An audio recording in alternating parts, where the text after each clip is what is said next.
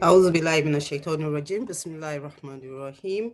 I must first and foremost apologize to everyone that today's session is also again starting behind schedule, and that's due to some technical problems we are having over here. But alhamdulillah, we're now on, and I'm not sure if everyone can hear me. Some I can see messages about no audio.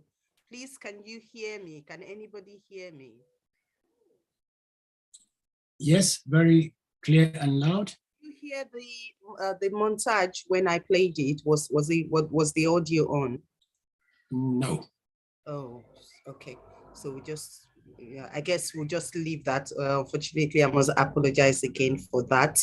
We'll try to rectify that, later on. So we're going to start today's session, inshallah, as we normally do. Unfortunately, our anchor for today is not here, so I will stand in until he's able to be here to take over and continue with the session. So we'll start as we normally do with the recitation from the Holy Quran, and we have one of the students from Maracas, Aliyah Balogun, who will be doing the recitation from the glorious Quran. Aliyah, are you there? Can you unmute yourself? Hello, Aliyah.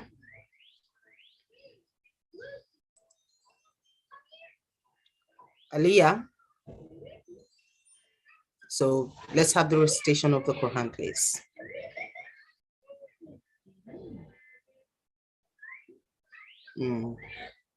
A lot of technical issues today. Aliyah, if you're having problem, if your audio is not coming out, I would say you log out and then log in again. Aliyah,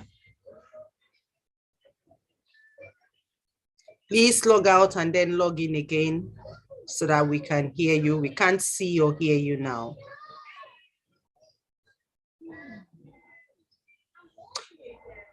Okay, if you're having problems with Aliyah, I think we've got Brother Wale Hassan here. So maybe if you can just recite the Quran for us. You don't have to. I know you're not somewhere where you can use your video. So it's okay if you can just do the recitation without your video, please.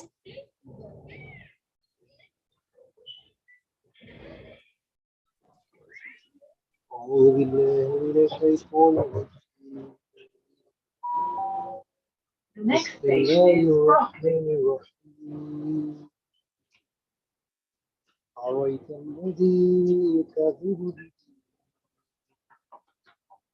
ذلك الذي يدعو اليتيم ولا يعود على طعام المسكين وويل للمصلين الذين هم عن صلاتهم ساهون والذين يراءون ويمنون الماء. Thank you very much for that recitation. I know I caught you, in a very, I put you in a very tight corner, but alhamdulillah, thank you so much for bailing us out with that recitation of the Quran. Without wasting too much time, inshallah, I'd like to start off the session by again appealing to everyone. We're still raising funds for the rebuild of the mosque. That is a constant reminder we try to do on the OU We Believe session every week and every day. And inshallah, we look forward to the time that we'll all come together to celebrate the opening of our new mosque. And the way we will be able to do that is for us to continue to contribute, to continue to donate, and to continue to think of every way we can assist to make sure that our dream becomes reality. Also, as usual, we tell you, you can bring your children to the Maracas Center for Arabic and Islamic Studies, and inshallah, you'll not regret, bringing them into that to the Arabic class to learn the Quran. And also our regular programs that we have. at the Old Kent Road Mosque, the weekly Asalatu, the monthly lectures, and everything are programs that we should all benefit from and encourage others around us to also benefit from. And with that, I would now call, today we would have moderating our session, Dr. Imran Alawiye, as he would ably be standing in for Professor Moshood Badiri, who is not also available today. So inshallah, I would now hand over to Dr. Imran Alawiye to steer us through today's OU We Believe. And of course, we've got a very, very important and erudite scholar again to be featured on today's edition of OU We Believe. So Dr. Alawiye, sir, your video is not on also. Alhamdulillah. أعوذ بالله من الشيطان الرجيم بسم الله الرحمن الرحيم ونصلي ونسلم على رسول الله وعلى آله وصحابته أجمعين. Dear brothers and sisters, wherever you may be, Assalamu alaikum wa rahmatullah wa barakatuh. We thank Allah that we are able to gather again today to educate ourselves and to further our understanding and knowledge. And appropriately, we have our distinguished scholar for today's session, the person of Professor Abiodun Musa Aibino. First of all, let me just give you a brief introduction, very, very brief, because his CV is miles long. I will summarize by saying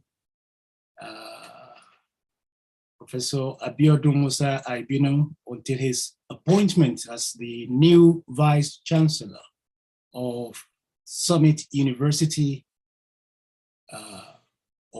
is a professor of mechatronics at the Federal University of Technology, Minna, Niger State in Nigeria. He's a very popularly recognized as an academic, but again is a very interested in advancing all this knowledge everywhere, commercially and non-commercially, and a highly motivated, career-driven, as described, achiever, over 23 years working experience in the field of, wait for it, artificial intelligence, information and communication technology, ICT, robotics, mechatronics engineering, telecommunication engineering, and industrial automation. I could go on, but I'll stop there. Important thing is today we have a topic of education and not certification in post-COVID-19. This is an incredibly important subject to look at because it has an effect on development or lack of it for many nations, particularly our country, Nigeria. If we can really establish a better understanding of these two apparently very similar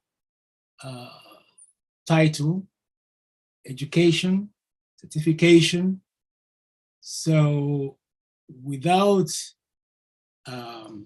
trying to waffle around the topics, I will leave the ground for our able Professor Abiodun to shed light on this importance, because it's really vital for all of us to know the similarity and dissimilarity between the two terms. I hope we have Professor with us, ready to go. Assalamu alaikum. I'm yet to locate Professor. Please, Prof, if you are on, if you can just click on the Android button. I'm not able to identify you presently. Professor Abiodun, are you receiving us?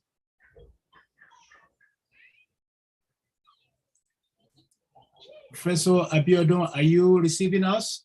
It doesn't seem to have joined.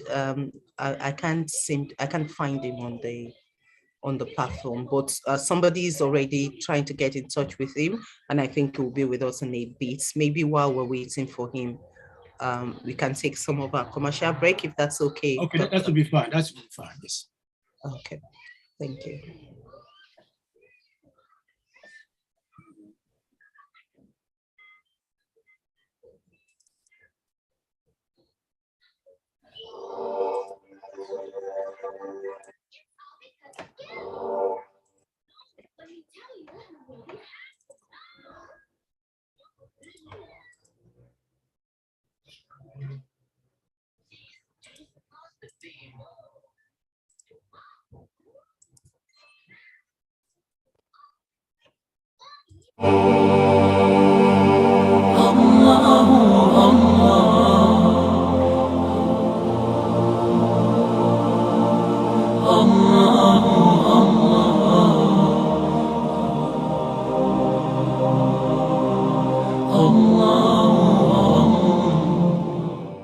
My parents chose to name me Old Kent Road Islamic and Cultural Centre as a baby, and when the time came for me to start my family, my daughter was also named at this masjid. Same is my story. I was also born and named there. I attended Maracas and used to play football after classes with my mates. The Old Kent Road Mosque and Islamic Cultural Centre, MAN UK, is a community where all Muslims enjoy the bond of brotherhood and the sweetness of sisterhood. Old Kent Road Masjid has played an important role in my spiritual and social development, and that of my young family. It is a home, a place of solace for everyone, especially the Muslims of African descent living in London, United Kingdom. This is a heritage we treasure and must preserve for the next generation. We need you to make this dream come true. Kindly donate and encourage your family, friends, and loved ones to contribute towards the rebuilding of our mosque. May Allah bless and reward you abundantly. Allahumma Ameen. Please help build our mosque.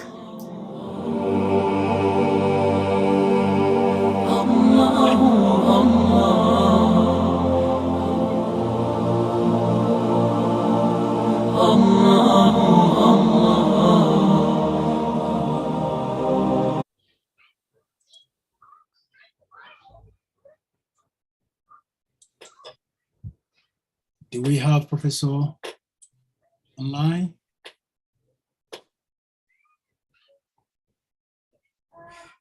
Professor Abiodun, please, if you're here, if you kindly raise your hand so that we can put you on the panelist.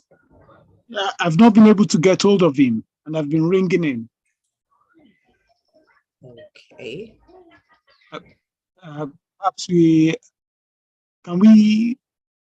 possibly take questions that we've missed in the last few weeks, just while we're still trying to get hold of him. Go ahead.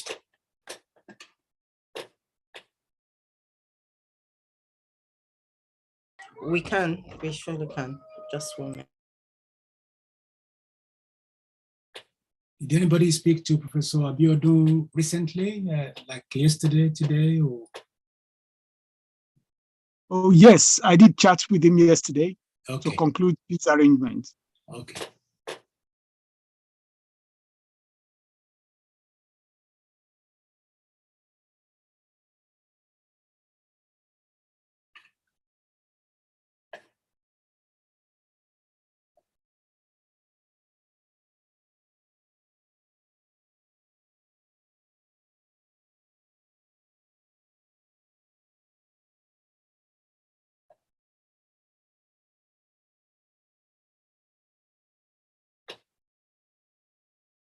Last week we had a question from someone. It was there was an attempt to answer that question last week, but we also got a request because possibly people thought Prof will be here today, but it's also good that we have Dr. Alawi. So they wanted more a discussion on this particular question. And the question is that, can we get more background information on the scenario that somebody referred to in last week about the Quran, in the Quran, where it was said that Amana was presented to the mountains and they refused, but man accepted it and man was ignorant. So the person said that, I note that you said several times that you said several times that the Amana was offered to us and that we are ignorant and we accept it. So the question is, who accepted the Amana on our behalf? How could we have been given such an offer when we had no knowledge or experience? Then while the person said, while I don't doubt the Quran, I just seek to know why we accept the offer and if we truly had a choice. So I don't know if Dr. Alawi would like to speak to that, because we've got specific requests that that question be addressed again. You're right. So that's a very interesting and in some way complicated question, but we need to strip it down to the bare minimum. The fact is, Allah subhanahu wa ta'ala created a number of things, everything to start with, but a number of categories. Allah created samawati wal ard, the earth and the heavens. Allah created mountains and oceans, plants, trees, animals, jinn, human being.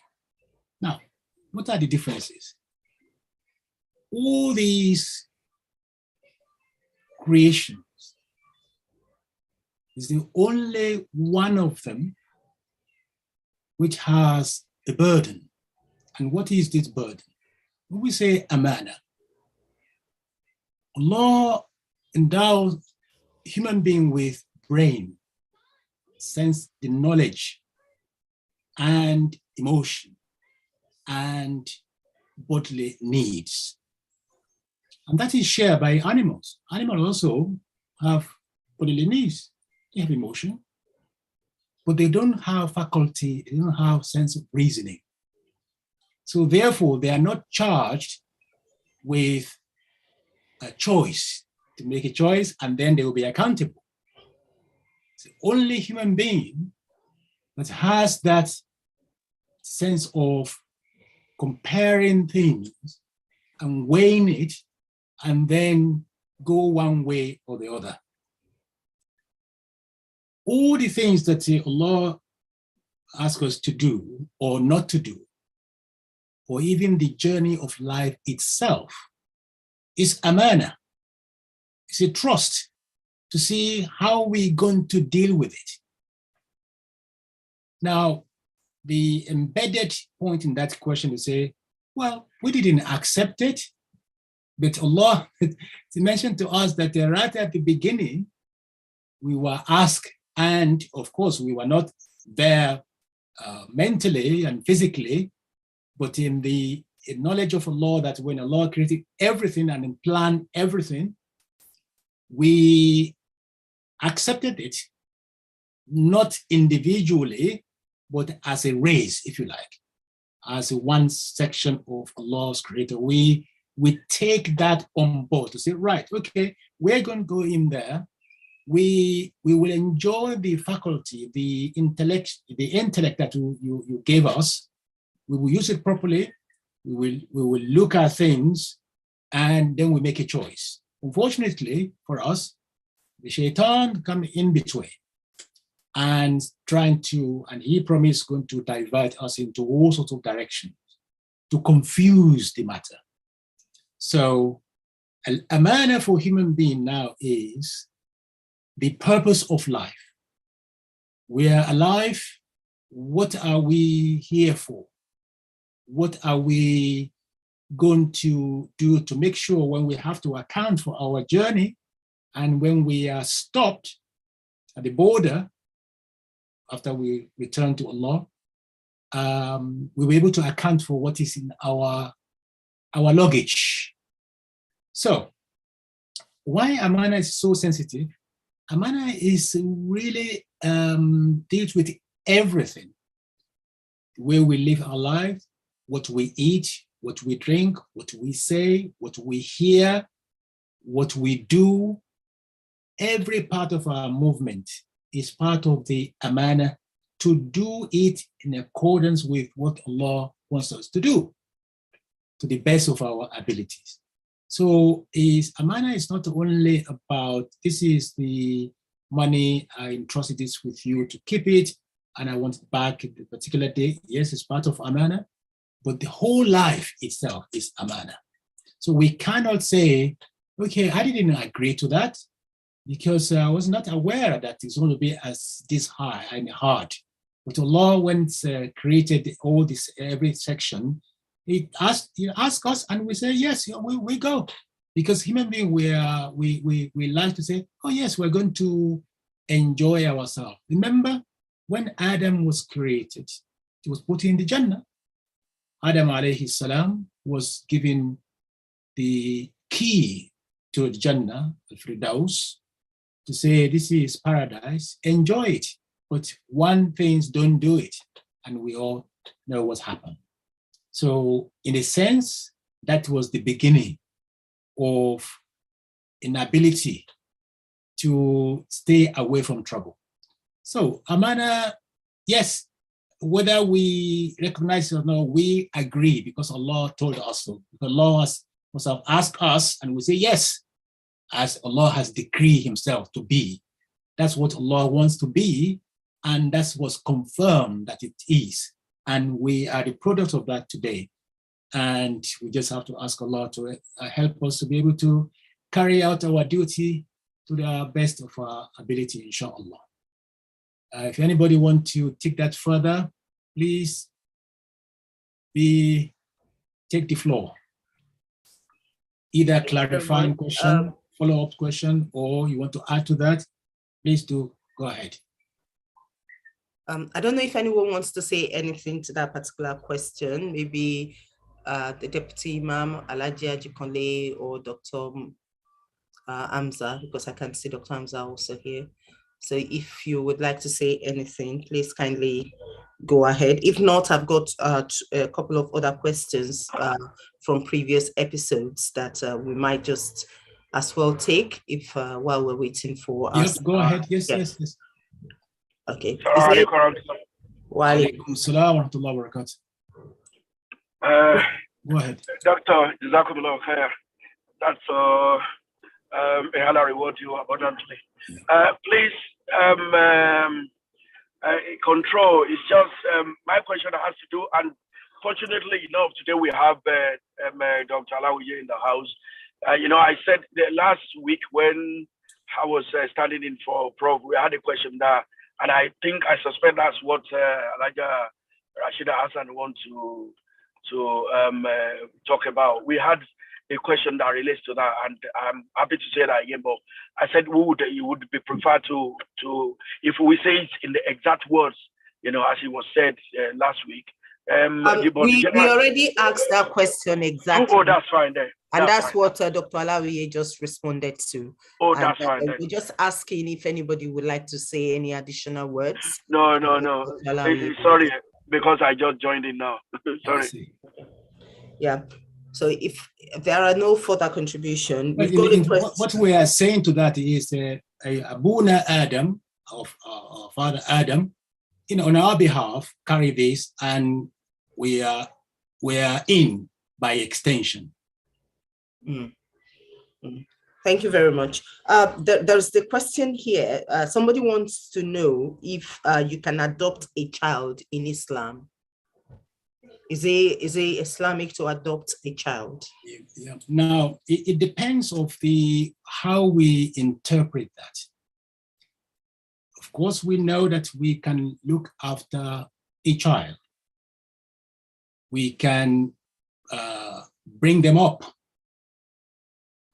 Otherwise, where it's part of what we call al-yatim, part of the orphan, really, because this is a responsibility of collective responsibility. If somebody's in need of help, we know this child, a Muslim child, particularly, who might be, sort of abandoned or gone astray somewhere. It is our individual and collective responsibility to bring that child in. But it depends on what you mean by adopting a child. Islamically, you cannot then pretend that you are the father or you're the mother. You cannot then give that child your name to say now totally belongs to me. And there are certain things, inheritance, for instance, which will come in, which may not be applicable in that situation. But in terms of adopting the child, cater for their well-being right from the childhood, right from the first day of their lives, and to cater for their educational, social, health, all their needs in life. And that is perfectly in line with our duty as a Muslim and what Islam asks us to do. So there is a follow-up question to that. So as you're answering the question, somebody is saying that when you said that you cannot give the child your name or pretend that you are that you are their parents, what of the situation where you have children that are neglected or dumped and people don't actually know who their parents are and they need to be given identity? So if such children are adopted, are taken by people and adopted, is there anything wrong in giving them, the family's name, because you do not know their background anyways? Yes, if you need, Quran directs us to call them by their names. So you don't know their name, is absent, you give them a name, even your own name, but because there's no name exists. Or you can make up a name. I remember some people when they become Muslim, for instance, I remember Stephen Yusuf Islam. That's a name. And that suggests, it's a double barrier name. Yusuf Islam, Muhammad Hassan, or Muhammad Asad, all those names is a made up name because it's not their original name. You can also make that, you can give them double name. You can say Omar al-Faruq, for instance, Abu Bakr as-Siddiq, or any other name. But if you if you say, okay, I give that child my own family name, but that should not be extended to doesn't carry the meaning of the benefit of that, in a sense. Benefit in the sense that doesn't convert that child to be your child because you're not biological father or mother. In any case, the child can be given identity, and but Quran is said, look, don't call, you need to call them by their names. So if there's no name, of course you have to give them name, because a child cannot exist without a recognized name. If it's in that context, you give a name similar to your name, I cannot see anything wrong with that because there's no name. So you're not calling them your name because you want to delete their identity. Islam doesn't like deleting anybody's identity. Maybe our scholars there, you want to come in? See, Dr. Hamza's there. Sheikh Deputy Imam is there as well. Anybody want to have an addition? Okay, let's go if it's no. There's a hand raise. I'll just see if I can. That's our guest speaker. That's our guest speaker. Can you pull him over? Yeah. Oh, yeah, we have Professor now. Yeah, he's now here. Yes, he's been on the road and he's still on the road, but he feels he can make his presentation. Right, so it's ready to go? Yes, inshallah. Right. Professor Abiodun, are you receiving us now? Alaikum. Wa alaikum assalam wa rahmatullah wa barakatuh. We have been really very keen to hear your forensic analysis of this topic, which is incredibly important to all of us.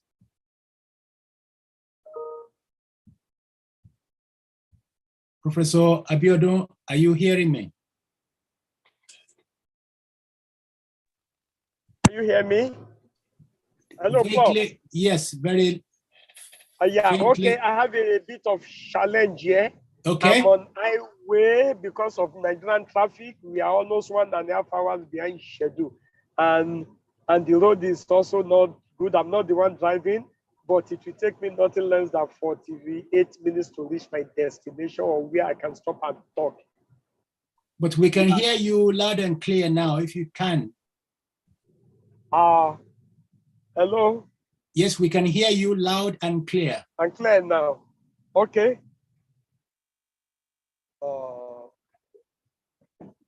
Hello? Please, if you can hear me, yes. We are ready yes, to... Yes, I can hear you now. Yeah, please, we are eager to Prof, actually I can hear listen to you now. Please proceed and start if you can. Okay, fine. Assalamu alaikum wa rahmatullahi wa barakatuh. Wa alaikum assalam wa rahmatullahi wa barakatuh. Okay, today I shall be talking about education and certification in post-COVID-19 era, especially as it concerns Nigeria and Nigerians. We need to understand the difference or the differences between education and certification. Let me start with this. Education has to do with the training of the mind, ability to see beyond the normal spectrum that we are used to. And that involves mostly, we have two types, or we can divide it into two types, formal education and informal education. Hold on, please, I'm approaching a military checkpoint. Just a minute, please. Okay.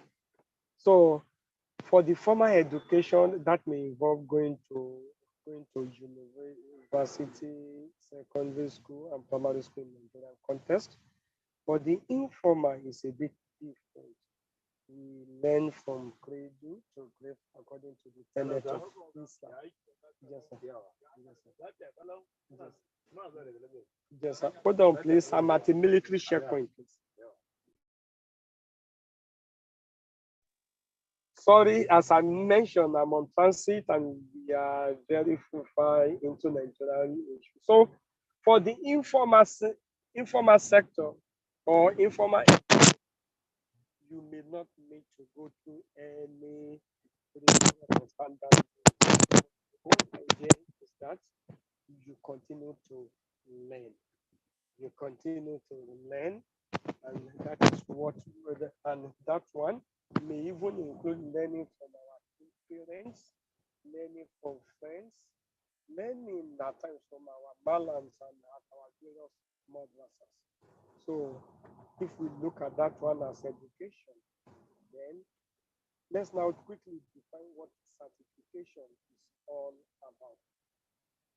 Sometimes when you get educated, there may be need for you to have certificates just to show that you have acquired this level of knowledge. So, hello? Hello?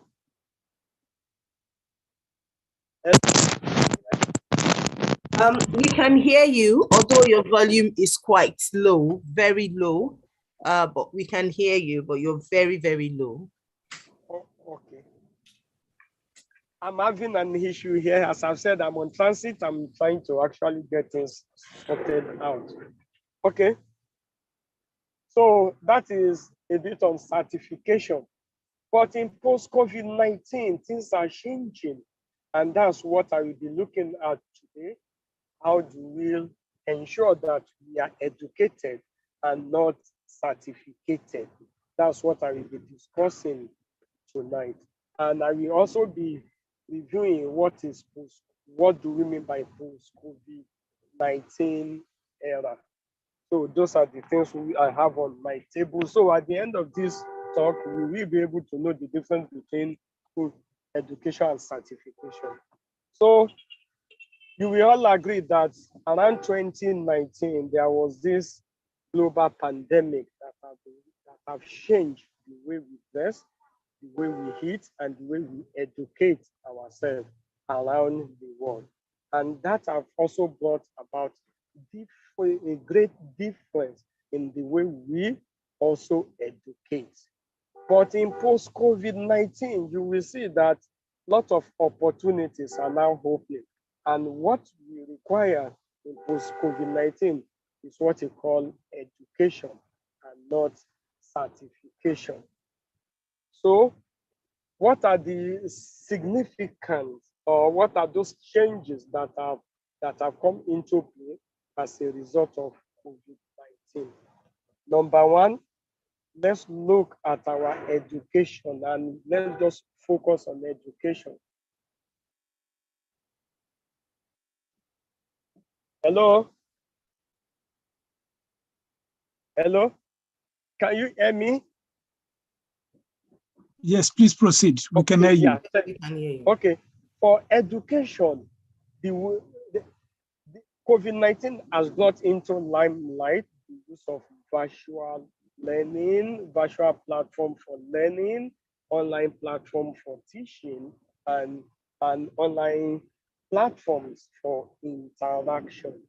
That has actually brought great changes into our, not only the environment, also to the curriculum or the curricula that we have been using for learning. So that have now expanded also the horizon and the skills required for teaching in post-COVID-19 era. Nowadays, you hear about Coursera, about edX and less, though they have been in existence before COVID-19, but COVID-19 has actually brought them into limelight. And nowadays, we now talk about micro-credentials. I mean, in addition to your certificate that you must have acquired in the formal sector. So when we talk about micro-credentials, that also involves not only learning about the YDX and about you, it also involves skills development. Nowadays, there are some skills that are very germane and very important to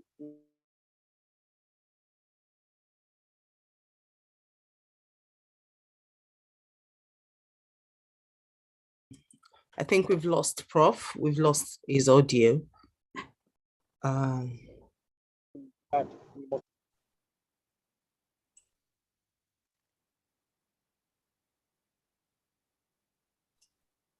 Sorry, Prof. We can't hear you again.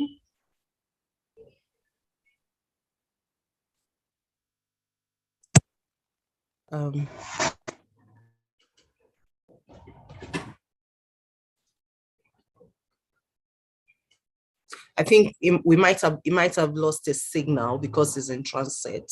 So I don't know. Do we want to continue with taking questions, or Prof? Doctor, you are also muted.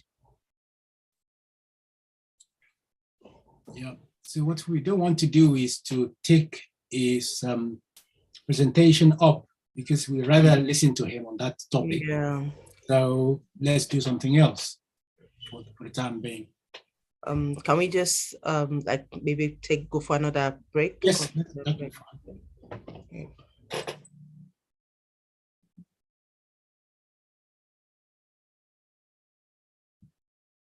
Would somebody be monitoring Professor Abiodun so that we don't feel like abandoned? So make sure that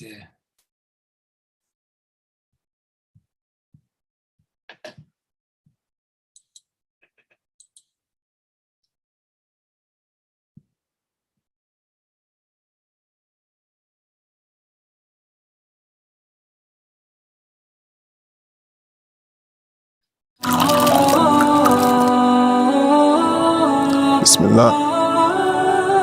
It's apple juice. Subhanallah, this masjid was a pub before, and you can see from the outside structure, that's how pubs look like in the UK. This building is over 100 years old, but 27 years ago, a group of Nigerian Muslims wanted a masjid for the community, so they came together to build this. Our congregation members are from different walks of life, and our doors are open to all. The community gathers together for monthly tafsir lessons, lectures on fiqh, hadith and Quran. We also have other facilities such as nikah ceremonies, janazah prayers for the deceased, and we even provide free counseling sessions. But being 100 years old means there's a lot of issues we need to fix. If we don't start the repair works and construction now, it will cost us much more later on. In this beautiful month of Ramadan, we want to have the funds to make this 2-story building into a 6-story building, build a library, a youth center, increase the prayer and classroom space, and change the outside. Imagine helping renovate this masjid so it could go on for another 200 or 300 years. Your support will mean extra worshippers who will be able to attend Salah and Jum'ah, more kids accepted into the madrasa, youth and sisters programs, our new library, and 4 new floors. It's apart from like just a place of worship, it's a community, it's a place of education. It almost became like a second home. You know, it's home, then school, then here. The Prophet ﷺ said, whoever builds a mosque seeking the face of Allah, Allah has built a house for him in paradise. We only need 8,000 people to give £100, that's roughly $120, and we'll be able to start the initial construction of this masjid. So please, share this video and donate now. Jazakallah khairan.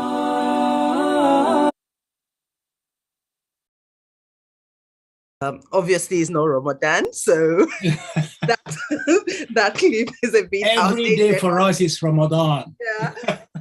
But the message, of course, is very, very important and it's very much relevant. And the first stage of the masjid, we are now starting, hoping to start the second stage. So people should please continue to donate and to support. That's what that message is all about. So forget, all the backdated information. Yeah.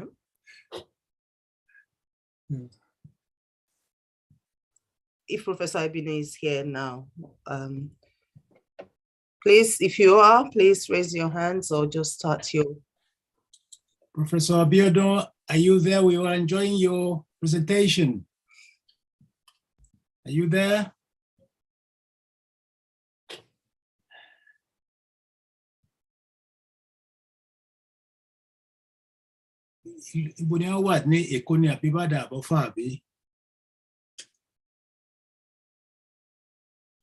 I'm not even sure where it's translating, but he's the VC of Summit University, which is in Osun State. Osun State.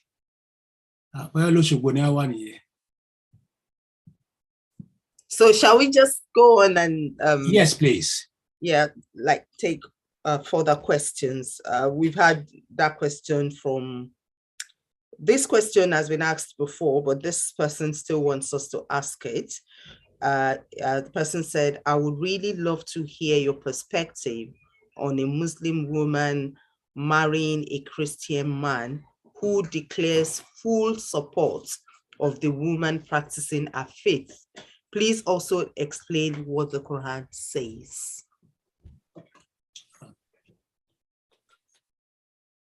Let's offer it to one of our scholars first, so not to monopolize this. Deputy Imam, are you there? Dr. Hamza?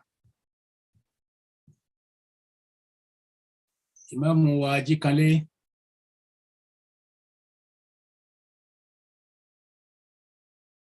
Okay, nobody's there. So, first of all, the rules is very clearly laid down in Islam. A woman is not allowed, not given permission to marry a non-Muslim, regardless of the reason why that is the rule. Now, it is not sufficient to say, no, I will give her a full authority to run her life as a Muslim. But the rules stands. A male is given the permission. There's no condition attached to it.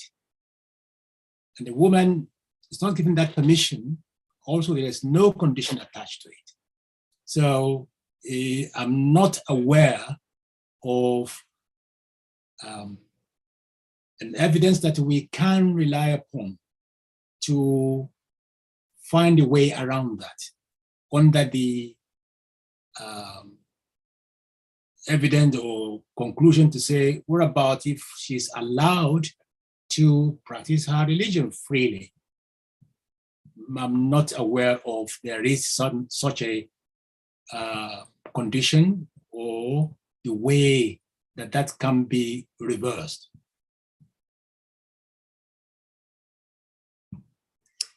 Okay, thank you very much, sir. Maybe if other people have questions, you can please that's fine. Your hands. But we do have another question here. It says, is it allowed to observe more than one congregational prayer in a mosque after the usual one had been performed by the imam of the mosque? Yes, you can. The second one, or third one, whatever you participate in, that will be a nafila for you. So, for instance, if salat has been performed and finished, and other group of people or somebody enter the mosque by themselves, they want to pray, you can join. You can make a jama'ah to give them the opportunity to pray in jama'ah. And that salat of yours will be enough for you. So you are not praying the fard twice, but anything after the first fard becomes nafila.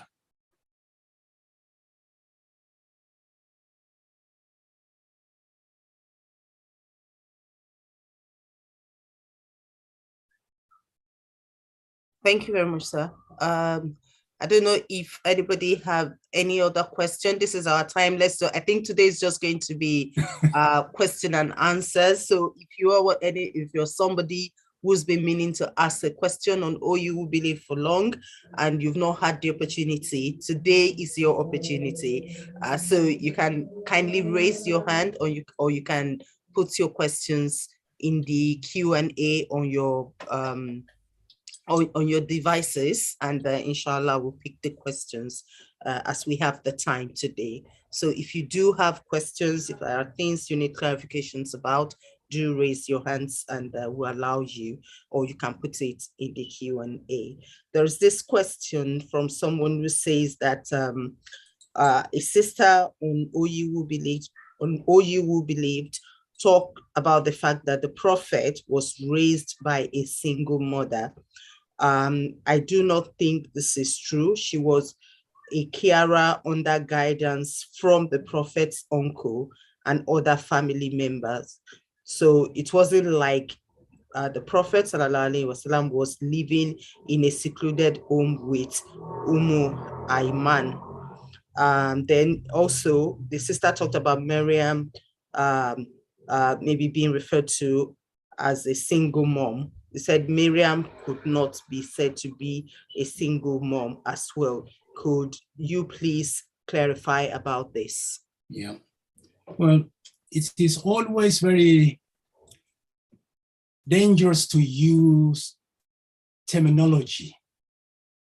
Terminology carries sometimes a lot of heavy load, because the time we're living today, if you say single mother, single mom, has a lot of baggage with it. And it means a lot of things coming under that. So it is not something that we should be indulgent in that case, referring to Mariam in that fashion, because it can be misunderstood. I'm sure the scholar that mentioned that, they don't mean it that way, but some people may take the baggage that comes with that phrase and misinterpret it. And we know that Rasulullah sallallahu alaihi wasallam was looked after by wet nurse, because it's something that the Arab practice at the time. They sell it into Badia, they have wet nurse and all this. It's not a question of, as you rightly said, in terms of it's still within the family things that they look after by extended family, but there is a wet nurse who's reporting and telling them all the miracles and that she was seeing at the time and asking for extension, can continue looking after this child because you can see that the barakah is happening. The trouble is the terminology.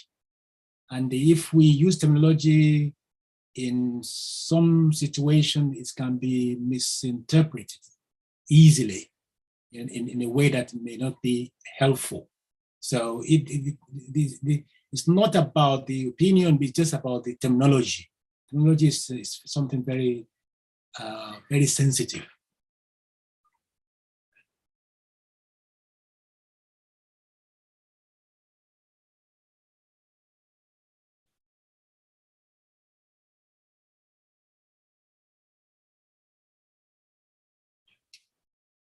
We have another question here with regards to the, do we have any progress reports / feedback on the list of names provided for Premier League footballers and football clubs, and the suggestion to launch a Twitter campaign? So I don't know if anybody from the fundraising team or the treasurer is available to take that question. I thought that would be you that will be able to shed light on that for us. Oh, no, sir, not me. It should be somebody from, I guess, I don't know. We don't have our Alhaji Adewusi. We have Alhaji Ibrahim Adewusi. Oh, so you have them on the platform. Be able to, yeah, that's where we are. And the president is also on the platform. So I think MashaAllah, either of them should be able to take that question. Assalamu alaikum wa rahmatullahi wa alaikum assalam wa rahmatullahi wa barakatuh. Inshallah. I did not pick the question or the issue. Perhaps if you could go through it again. Do we have any progress report or feedback? This was also put across last week on the list of names that were provided as for Premier League footballers and football clubs, and the suggestion to launch a Twitter campaign. All right. Well, I mean, we on that particular campaign for footballers, and we've been working on it for quite many years now, but we are yet to really penetrate and achieve a positive outcome. So if anyone happens to have contact or able to lead us through, please come up with the information, come forward, and let's see what we can do together. It's been ongoing for many years, actually, for us to break through with the footballers, and we've not been successful. On the wider issue of the project. Alhamdulillah Rabbil Alameen, we all are fortunate to be where we are now with the first phase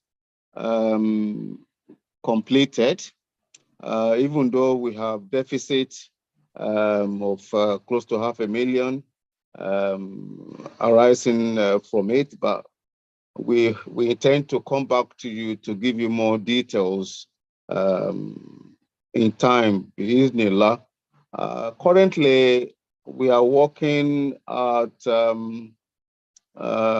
the second phase, and the quantity surveyor is putting the cost together, and we are waiting the information to come in for us to be able to design a campaign around those figures. And of course, we have to look ahead beyond second phase as well.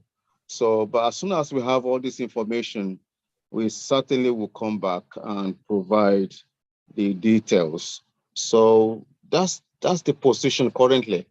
And I know it's been very quiet lately, but naturally, after putting so much effort and to get to where we are with the help of Allah, I think the natural tendency is for everybody to feel a kind of a lethargy. But I'm sure we are working carry on with the effort and putting things together, and we shall come back to update and then discuss the direction or the way forward. We appreciate everyone for all the support that's been provided, and we want to thank you, and we cannot thank you enough. To be candid, we couldn't have, there is no way we could have got to where we are. We have spent over 2 million to complete the first phase where we are currently. And we thank Allah, we thank everyone. We thank everyone. We thank everyone from the bottom of our heart, and we ask Allah to replenish your forces and make the project feasible, realizable, and an outcome that will gladden our hearts and will strengthen our iman and resolve and commitment to Deen Islam, and for the whole of our lives and for generations to come, inshallah. Jazakumullah khair. So we will come back very, very shortly on what we shall be doing to take things forward. Barakallah fi. Masalam. The person seemed to have a follow-up question. The person said a list was provided. Can you answer if that list has been followed up?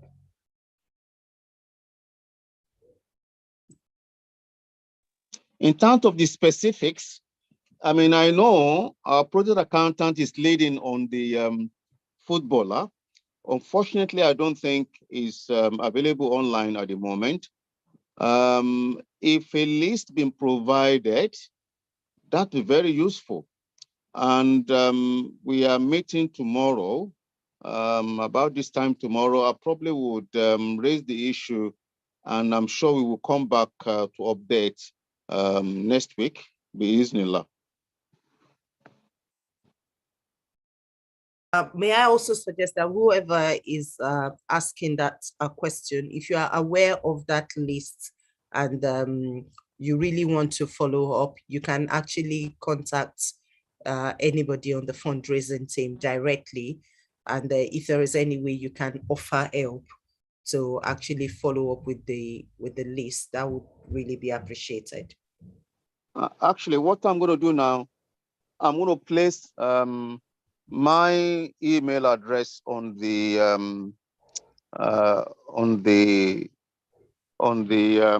chat, and the brother or sister could liaise with me, and then we would be able to take it forward from there, inshallah.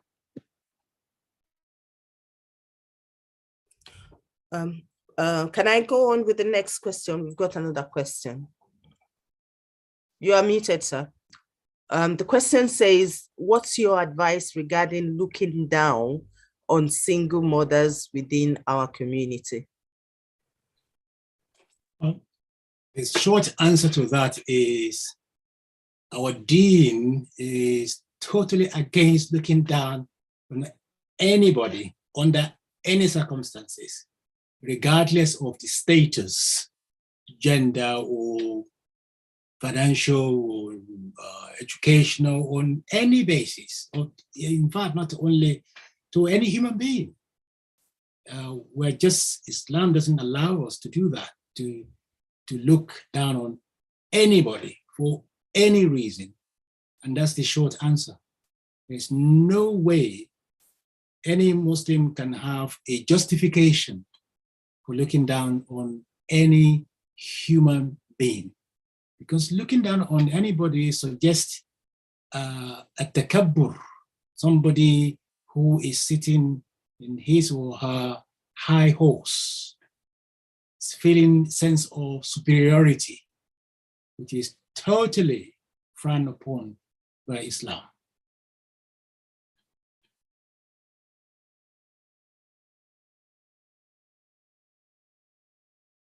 Again, just to remind people, if you have questions, here is your opportunity.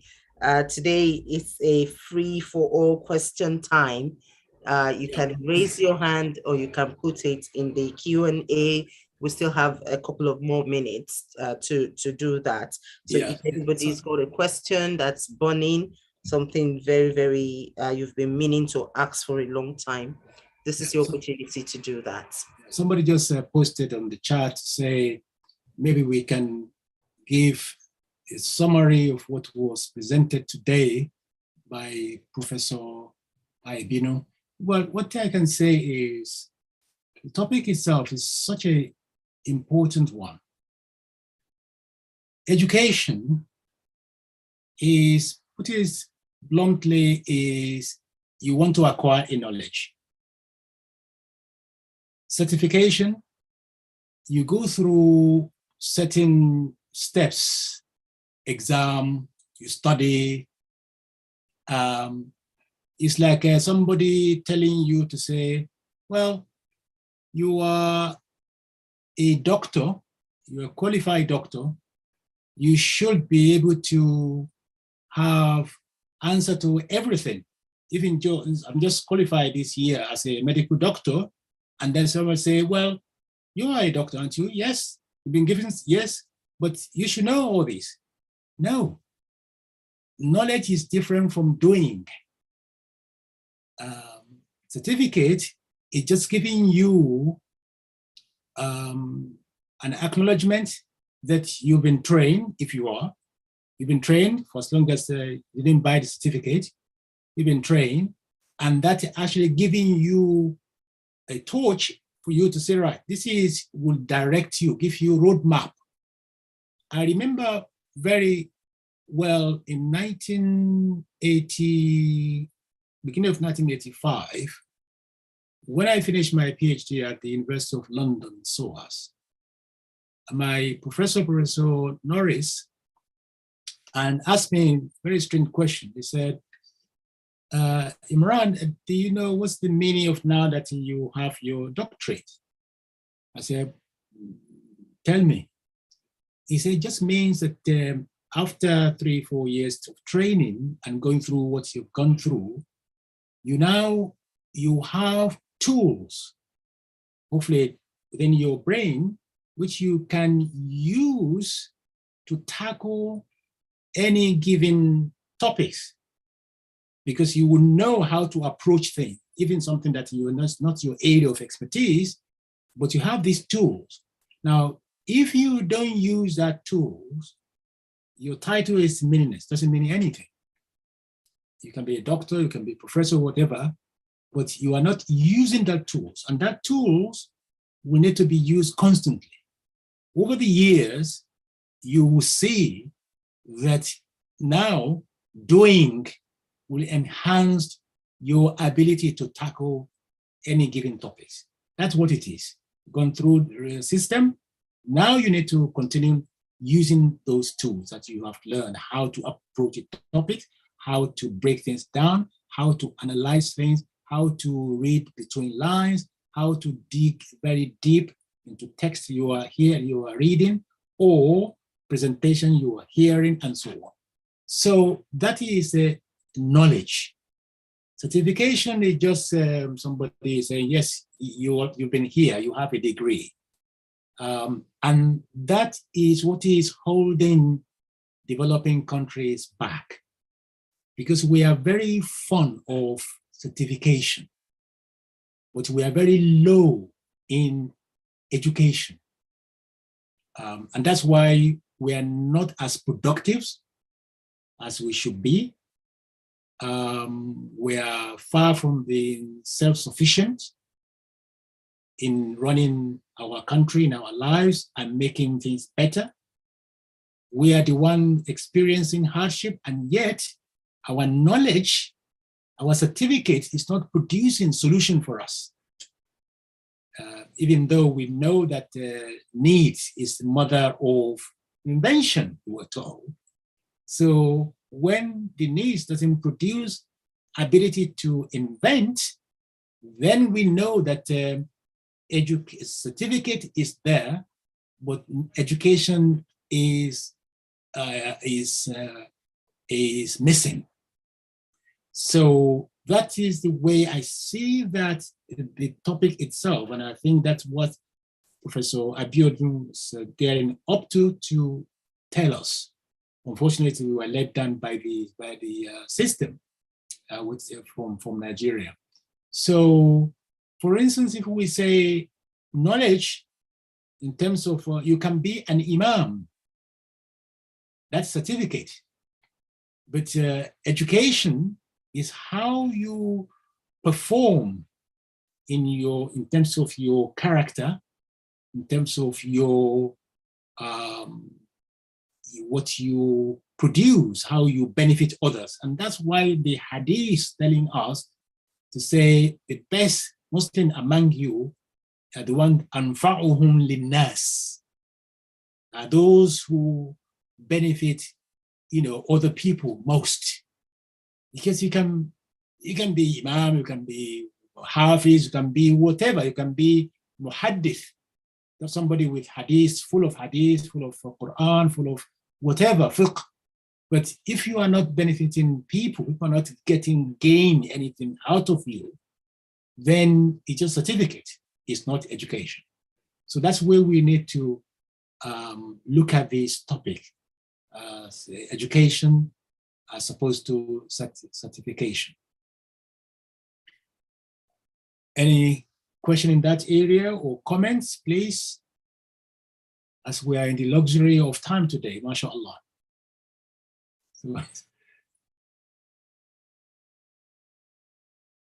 Please, if you have questions relating to this summary that Dr. Alawi just did, kindly raise your hands and we'll allow you, or you could put your questions in the Q&A.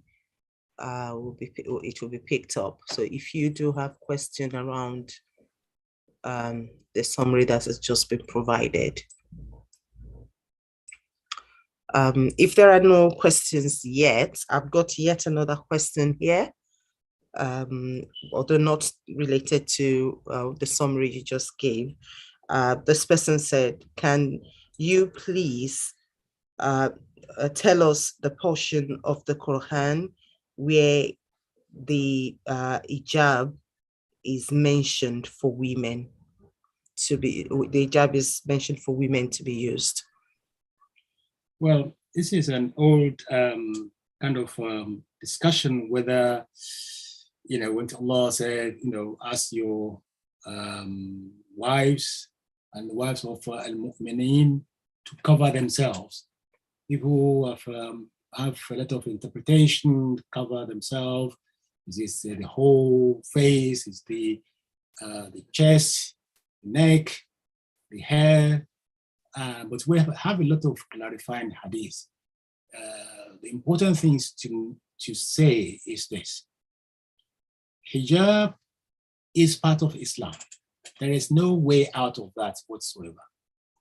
But at the same time, what is usually hard to accept is Islam is not the hijab,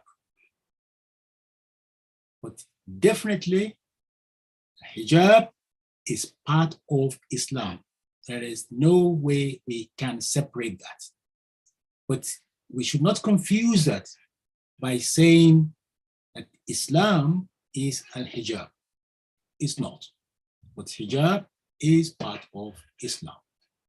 That is the two things that we need to be aware of. And that's where confusion comes in when people debating this issue. Some people just want to say, no, it's not, it's not something that is required. No, that's not true. You just have to look at the Quran itself. You need to look at the Hadith itself. It's part of Islam. But that's not to say Islam is al-hijab. That's a brief summary on that one.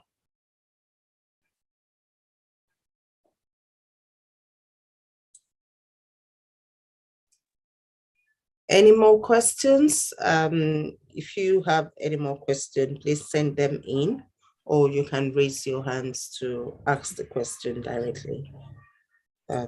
With me, that's all I've got. Okay, there is what's the sunnah for naming a child, and is it different for the genders? In terms of the name, or in terms of what needs to be done to name a child? I guess it's what needs to be done. It says sunnah. What's the sunnah for naming a child? There are two things that people like to argue about. Some people say, no, as soon as the child is born, this is the name, right? But some people wait for the day 7. And there is evidence for both of them. So many ulama actually prefer to leave it for the 7th day. But it's not a big issue, either blame immediately or with the 7th day is fine. There is a support for both. And many people actually inclined to go for the 7th day instead. So, and some people actually may not be aware that that's actually part of Sunnah as well. So people always want this impression to say, no, all that is just our invention. There's no need to wait for the 7th day, just do it immediately. Fine, there is evidence for that as well, but it can do it either way. I don't know how to read this question. Let me just see if I can read it correctly. Is this in Arabic or in French? Is Kokoro, okay, it's Kokoro Laula prayer bidha. Yeah, is it on the chat or? It's on the Q&A. It says it's Kokoro Laula prayer bidha. Oh, yeah, I see. What they are meaning by that to say the prayer La hawla wa la quwwata illa billah. What's the key to that? And some people may have a special prayer which they call Dua La hawla wa la quwwata. So what's the power of that? What's the key to be able to access the benefit of that particular prayer? So I'm not aware of any particular prayer called Dua La hawla wa la quwwata illa billah, but that's what I think they meant by what is the key of Dua La hawla. So we know that Allah asks us to call him anywhere, anytime, in any situation, and is very close to us and to answer us, inshallah. But I don't know whether any of our scholars can identify a particular dua called Dua La hawla wa la quwwata illa billah. Deputy Imam, you seem to be one baby. Yeah, the whole I don't know why. Tell us about Dua La hawla wa la quwwata illa billah. They're not there. Well, I've been on the road. That's the thing. The last time I had to pull up, you can see how I came in, oblivious of what had happened before I came in there. I just jumped into the discussion. And I'm sure I'm queuing behind Dr. Alawi. I am not used to Kokoro, Laruba Kokoro, anything. I don't know, except the person who has asked the question can be more explicit. Because maybe that is the name given to a particular prayer, which I'm not or something. I don't know what that means anyway. So, but if it is the way we all understand it, just like Dr. Lawi is. But in terms of real concrete response, I think I just queue behind Dr. Lawi. I do not know any prayer so named. Kokoro la hawla wala quwwata. Okay. Maybe what about Agada Godo la hawla? Remember by next week, if there is a question of Professor Badini, who they may be able to provide one of the Kokoro and Agada Godore. Inshallah. Deputy Imam is also there. I can see he's there. Maybe he knows about Kokoro Laula. Anyway, we've got another question. Yes. They said the question is it essential sunnah to sacrifice lamb or lambs for the ceremony? Well, it is a sunnah for a boy to have two and for a girl to have one. So that's provided you have ability to do so. So if you don't have money to do so, you're not required to go and force yourself. No, but it is a sunnah and something that it's a great occasion to make people happy, to enjoy it, to celebrate. Yes, it is a sunnah which we should keep, and but if we are able to do so. And anything in Islam is like that. If you are not, don't overburden yourself, don't go to get into debt because you want to do that. No, because you remember, even Arkan of Islam, if you don't have money for zakat, you're not required to pay zakat, not alone to sacrifice animal for the birth of the new baby, but it's a sunnah, yes. There's a question here about the fundraising update. I guess Alhaji Adewusi said during when he was answering one of the questions that we had that things are being put together to provide updates, yes. And maybe hopefully next week we will have a full update. So for today we might not be getting the updates because it's still being worked on. So I hope that answers that question, and inshallah next week there should be inshallah full update, inshallah. So we are approaching, we only have 4 minutes left. So do you have any other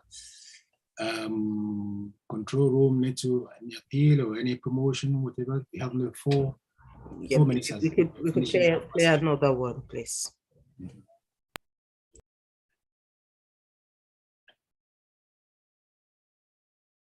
Mosque is the soul of the Muslim community. It is the hub of life-giving and spiritually fulfilling activities, feeding of people on the street, youth camp, empowerment of women, and care for the elderly.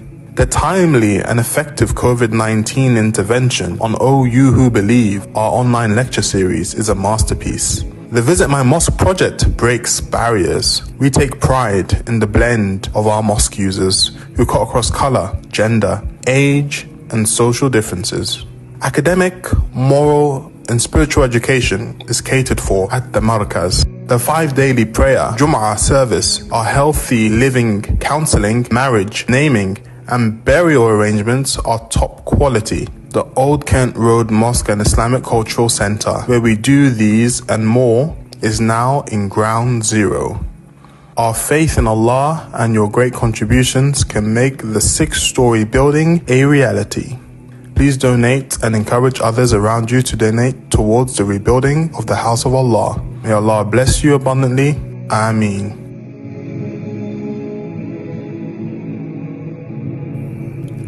the urgent need to cater for our fast-growing community of mosque users, the belief in Allah's promise to reward every effort towards the building of a mosque with paradise, and our commitment to the next generation of believers informed our decision to start the rebuild by pulling down the 100-year-old building. Now was the time to have a brand new purpose-built 6-story Old Kent Road Mosque and Islamic Cultural Centre, strategically sited here in London. Join us on this journey of faith by donating and encouraging others to do the same. You can pay in any currency. May Allah bless you abundantly. Ameen.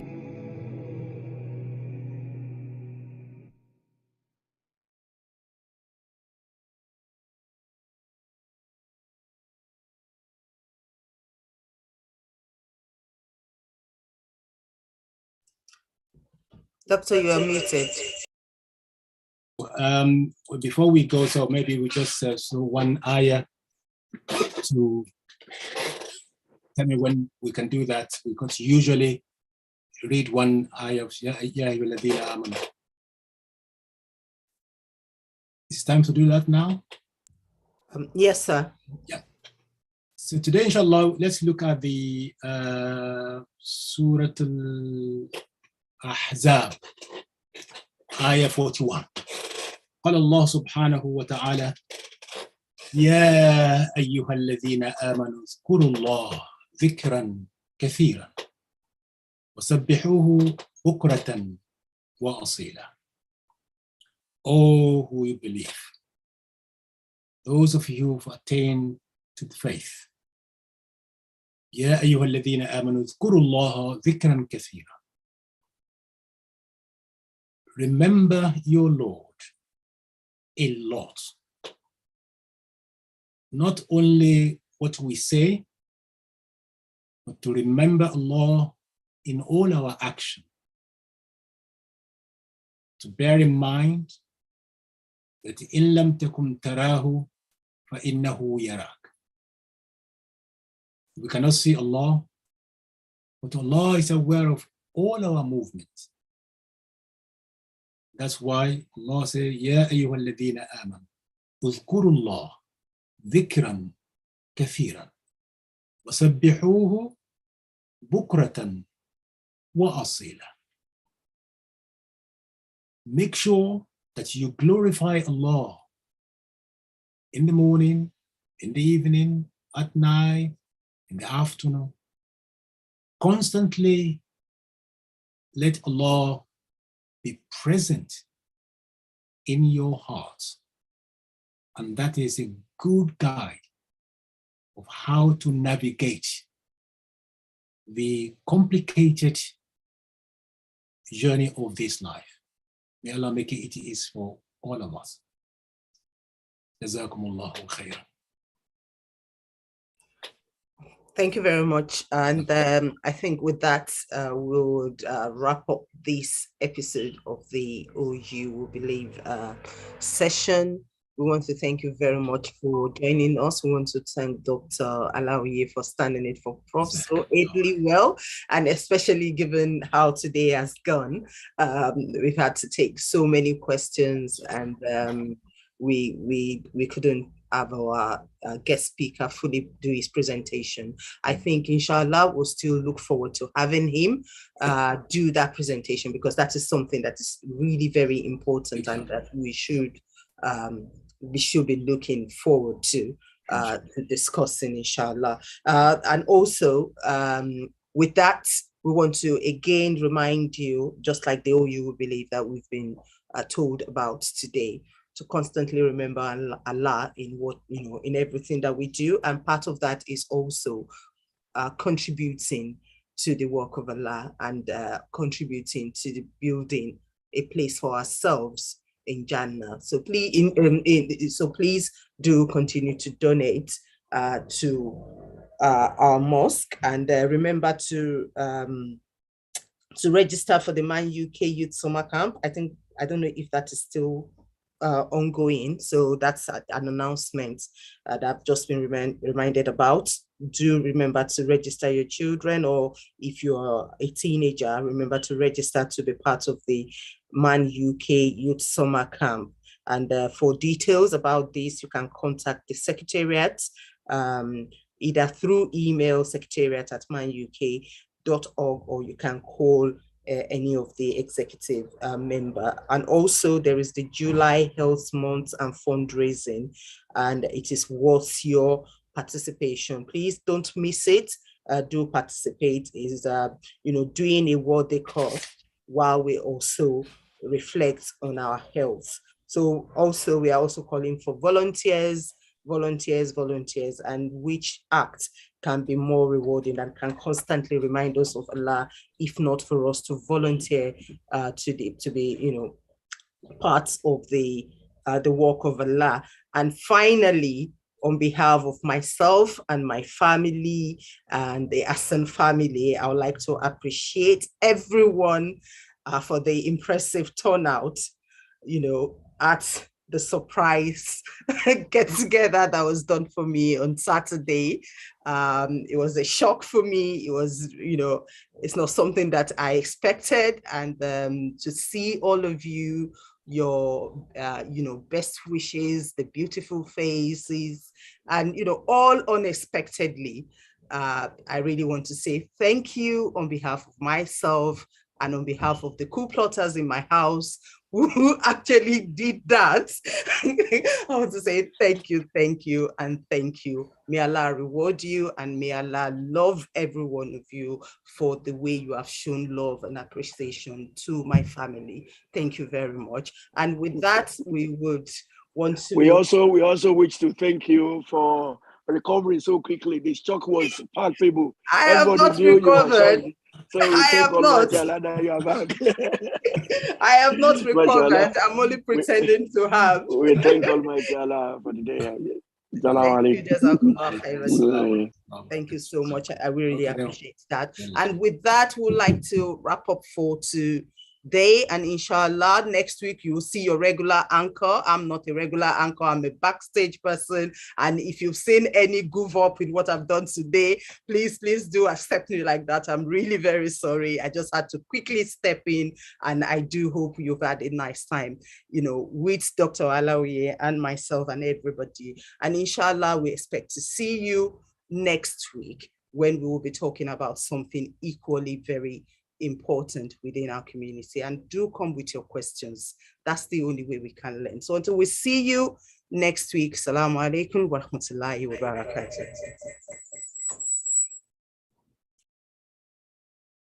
أيها الذين آمنوا اتقوا الله وقولوا قولا سديدا يصلح لكم أعمالكم ويغفر لكم ذنوبكم ومن يطع الله ورسوله فقد فاز فوزا عظيما إنا عرضنا الأمانة على السماوات والأرض والجبال فأبين أن يحملنها وأشفقن منها وحملها الإنسان إنه كان